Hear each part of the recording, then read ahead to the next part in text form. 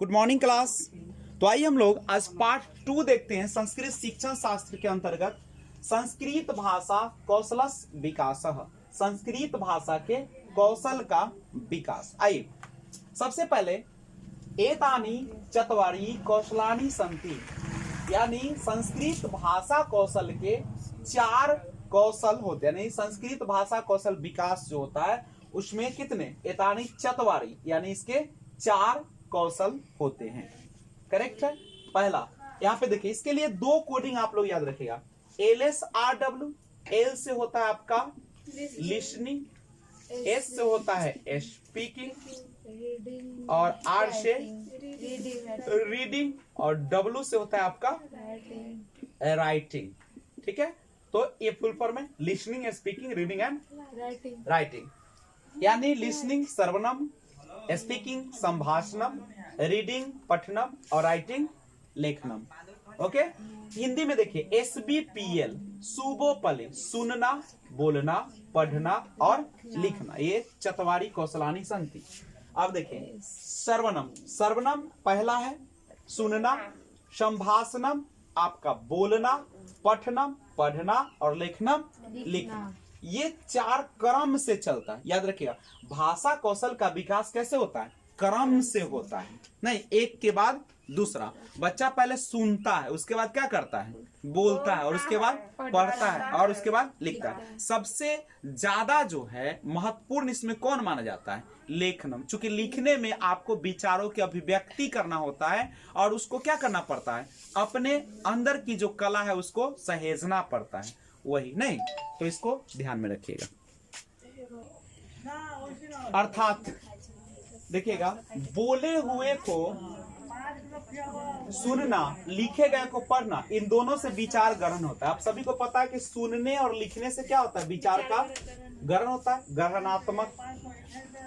साथ ही बोलने और लिखने से विचार की क्या हो जाती है? अभिव्यक्ति होती है। ये ग्रहणात्मक है और ये आपका अभिव्यक्तात्मक। भाषणम यानी आपका इसमें क्या हो जाएगा? श्रवणम। देखिए भाषणम श्रवणम, लेखनम पठनम, ये सब क्या है? भावार्थ ग्रहणम। भावार्थ को ये सब क्या करता है? सॉरी एक मिनट देखिएगा, इसमें क्या होता है? लिखने और पढ़ने से क्या होता है? क्या होता है? भावार्थ का ग्रहण होता है। और भाषणम और लेखनम से क्या होता है? आपका भाव अभिव्यक्ति होता है। करेक्ट है। लिखने और पढ़ने से क्या होता है? भावार्थ ग्रहण होता है। इसलिए ऊपर वाला जो मैं लिखा था उसको आप एक सीधा ऐसे चिन्ह चला दीजिए। ठीक है, यानी लिखना और जो पढ़ना है, लिखना और पढ़ना। सॉरी एक मिनट इसमें थोड़ा सा गड़बड़ी आ गया है। चलिए एक मिनट रुकिए। ये ठीक है, भाषणम और लेखनम क्या, और भावार्थ ग्रहण में आप दे दीजिएगा सुनना और पढ़ना, श्रवणम और कौन सा? पठनम। श्रवणम और पठनम क्या हो जाएगा आपका? भावार्थ ग्रहणम हो जाएगा ना। और भाषणम और लेखनम क्या हो जाएगा? भावा अभिव्यक्ति हो जाएगा। बोलना और लिखना, भाषण देखिएगा, लेखना। ये वाला ठीक है सर।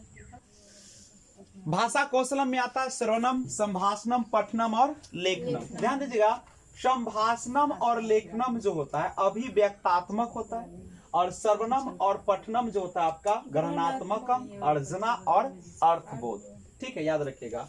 श्रवण और भाषण कौशल जो होता है, सुनना और जो बोलना होता है, वो किस पर आधारित है? ध्वनि, चूंकि आवाज है। और पढ़ना और लिखना जो होता है लिपि विज्ञान। आप पढ़ते हैं तब भी उसमें लिपि का प्रयोग करते हैं, लिखते हैं तब भी लिपि। यानी जैसे हिंदी या संस्कृत हुआ तो कौन सा लिपि आप लिखेंगे?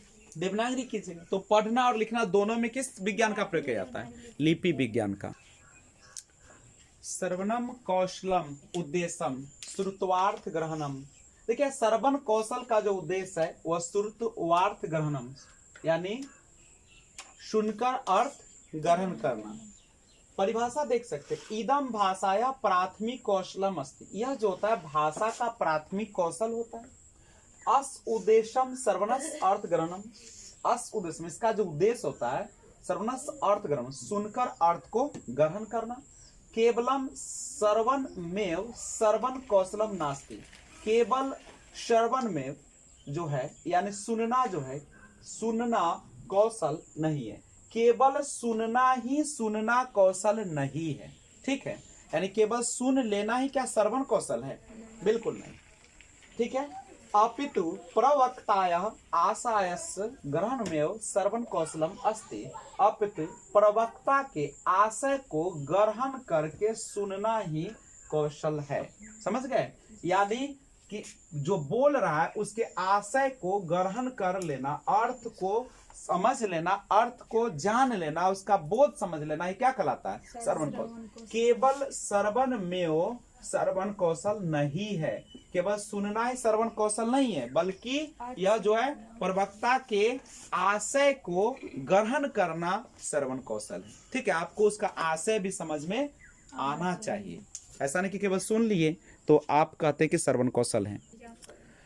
देखिए, श्रवण कौशल संपादनस उपाय, श्रवण कौशल संपादन यानी सुनने की जो कौशल है उसके संपादन का उपाय क्या है? देखिए, विभिन्न ध्वनियां उच्चारण के समय कैसे निकलती है जानना चाहिए। देखिए, कैसे कोई भी व्यक्ति कैसे श बोलता है, कैसे स बोलता है, कैसे वी बोलता है, आपको ना ध्वनि के उच्चारण के समय कैसे निकलती है जानना चाहिए। और दूसरा, कथन मंद हो या शीघ्र सावधानी पूर्वक सुनना चाहिए। कोई भी मंद पढ़े या शीघ्र पढ़े, तेजी से पढ़े या धीमा पढ़े, आपको सावधानी पूर्वक क्या करना चाहिए? सुनना चाहिए। ठीक है, ह्रस्व दीर्घ तथा प्लुप्त स्वरों को जानकर उच्चारण करना। आपको देखना चाहिए कि हर्षिकार है, दीर्घिकार है कि प्लुप्त है, उसका उच्चारण करना चाहिए। श्रवण कौशल संपादनस विधेय, श्रवण कौशल संपादन के विधि। देखिए, अब हम श्रवण कौशल है तो उसको कैसे संपादन करें सुनने का, तो उसके लिए शिशु गीत, बाल गीतम, अभिनय गीतम, श्रवणेन श्रवण कौशलस विकासः भवति। शिशु गीत यानी बच्चे को क्या करवाना चाहिए? हम लोग को भाव के साथ, भावना के साथ एक गीत गवाना चाहिए। बाल गीत करवाना चाहिए। अभिनय गीत कभी कभी अभिनय करवा के बच्चे से निकलवाना चाहिए। इससे क्या हो जाएगा? तो श्रवण कौशल का विकास होता है।